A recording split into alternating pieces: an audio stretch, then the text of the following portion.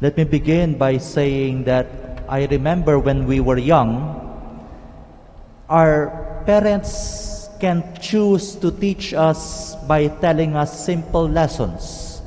Do not go there, do this, do that, do not do this, do not do that. But many times, our culture and our language as Filipinos will make them be more creative and sometimes more poetic. For example, gusto nila kaming magtipid ng tubig.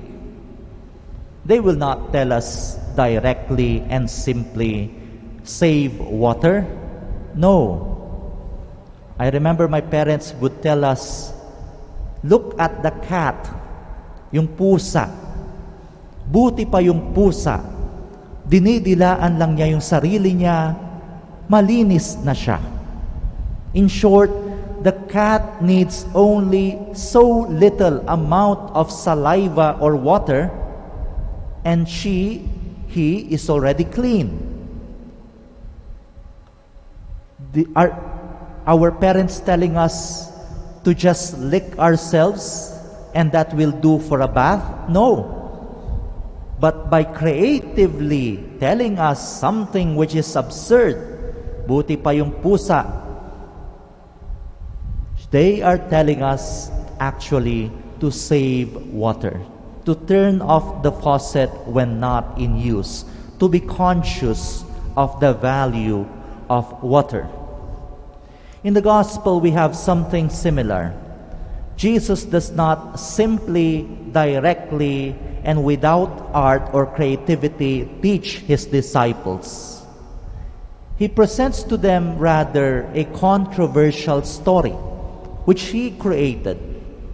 He begins by saying, there is a dishonest servant, and this dishonest servant was fired by his master. So the dishonest servant, knowing that he will lose his position, began to think, began to sit down, and began to creatively, wisely, prudently save whatever he can save. A popular Catholic interpretation will be that the servant, realizing that he has already lost the position, began to call in the debtors and was reducing or simply removing his commission. How much do you owe my master? 100 measures of oil. O gawin mong 50. Ibig sabihin, kalahati o doble yung kita niya. You, how much do you owe? 100 measures of wheat. Make it 80. Ibig sabihin, malamang 20 yung kanyang commission, yung kanyang kita. Whichever the case may be, the servant sat down, thought, and prudently now acted. Kung before he was just after money, he was just after his profit, he was just after cheating, now he prudently weighs in on what is more essential. Is it money, or is it now friendship? Is it acceptance? Is it repentance? Is it respect? Is it a desire to fix his dignity? Dear brothers and sisters, like my parents who are not teaching us to bathe like cats, but rather to save water, Jesus is teaching his disciples not to be cheaters. No. Jesus was teaching his disciples to be more prudent, to sit down as children of light, not just children of the world, to realize what is more important. What have I been running after all along? Have I been running after fame, after money, after wealth, after power, after things that are worldly?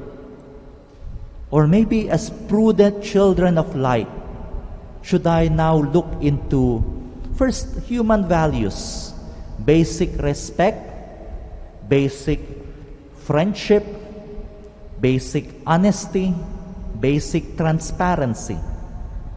And by realizing these values, maybe, just maybe, I also get to realize the value of human dignity, the value of becoming children of God, the value of faith, the value of hope, the value of charity, and the realization that I merely participate in the mission and vocation that my God has given me.